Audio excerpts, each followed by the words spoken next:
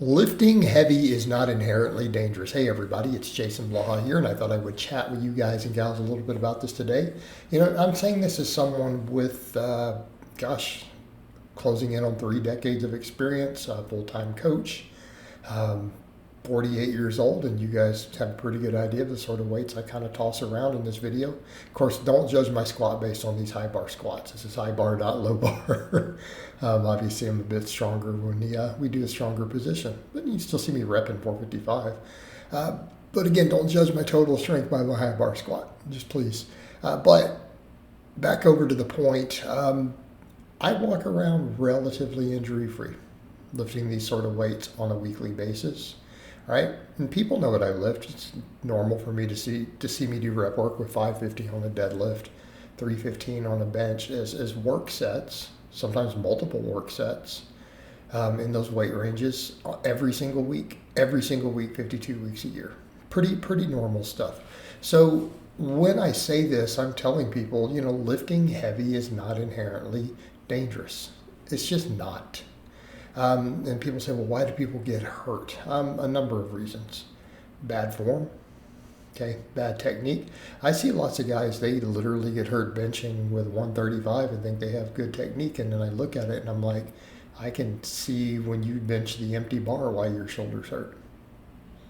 Okay, you literally don't know how to perform the lift, and that's a problem. And people say, well, they could just stick to machines. Well, not even then. If you use bad form on machines, in theory, you get hurt. So form matters. And I don't mean what some people consider bad form. I'm not saying that everyone's idea of good form is correct, right? Because like backgrounding, for example, on a deadlift is not necessarily bad form. And that's not my opinion. That's been researched in the lab. Okay.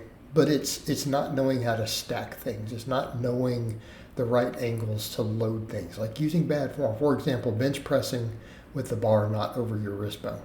Like bench pressing with the bar in your palm, not above the wrist. Okay, that's bad form. That causes injuries, right? Contributes to them massively. Those are examples, right?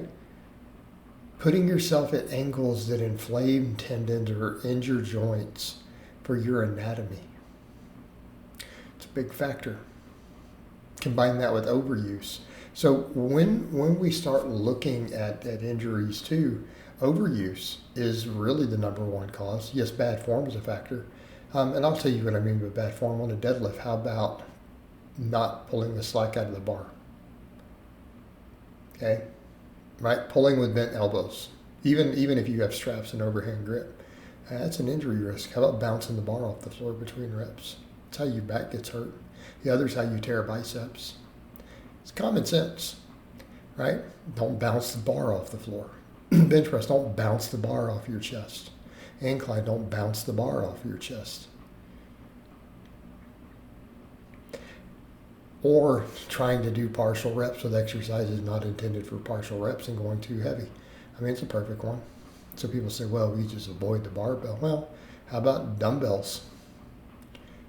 How about dumbbell presses? How about when you do half reps on presses on the dumbbells with a weight you can't really come all the way down with, or trying to do too low reps on those?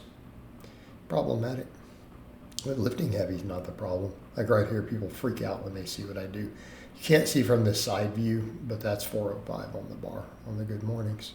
I've done over 500 at my strongest on these. I've done a 550 on a good morning on camera before. Not dangerous. Know how to load, know how to stack, know how to brace, know how to put everything at the right angles. Hey, it's perfectly safe. You're at higher risk. What you just saw me do right there, even though, yeah, it's over 400 pounds. Yes, I'm bending over with it on my back. Okay? You're at higher risk of getting hurt on your way to the gym in a car wreck than you are getting hurt doing that, quite frankly. If everything's loaded correctly, everything's stacked, use safety bars so that you can control ranges of motion on things, right? Always use safety bars.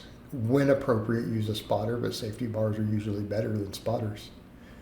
Be careful about using both. Certain exercises you'll get hurt. A squat, use a safety, don't use a spotter. Okay. Never trust one spotter. If you don't have at least 3 spotters, don't even bother to use one on a squat. It's my rule. That single spotter thing it gets people hurt. It's dumb. Use the safety bars. They're there for a reason. Now you got three to 5 spotters. That's different. Okay, who all know what they're doing. Okay, but you could just use the safety bars. That would be an option. So, bad form, overuse. Okay, lifting heavy is fine. You got to know how much of it you can do. That's a big factor. How much heavy lifting can you really get away with? Dudes want to do too many sets of the same exercise with loads they can't really handle. So for example, like you'll watch this bench here, right? They do a 3 reps. This is 3 reps. This is my 4th set of the day.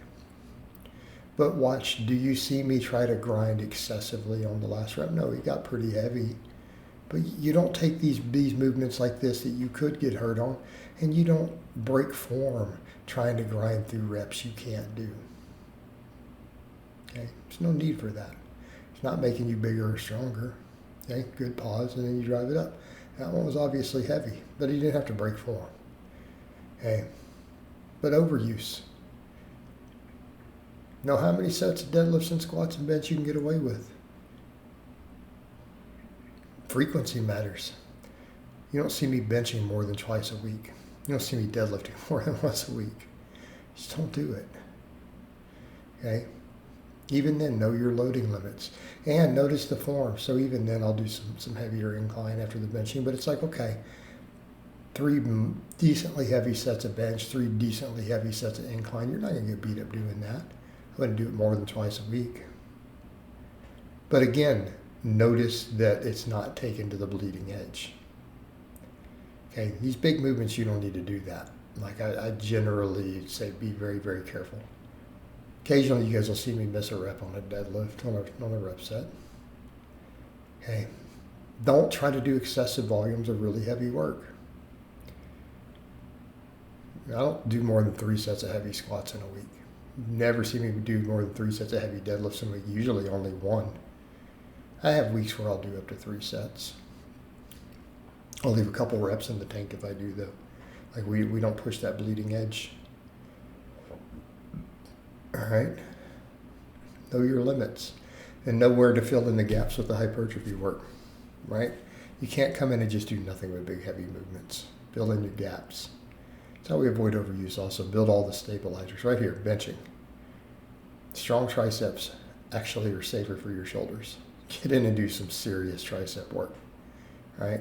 Because I'm not playing there. That's a decent amount of weight for those extensions. This is how we avoid getting hurt also. Build up your support musculature. Limit your heavy work. Use good form. Okay, know when to back off. And avoid silly knee wraps and elbow wraps. That stuff is Snap City. Those things hurt you also, by the way. All right, guys, but that's really all I have to say on that today. I hope it's been informative, and I'll talk to you guys and gals next time.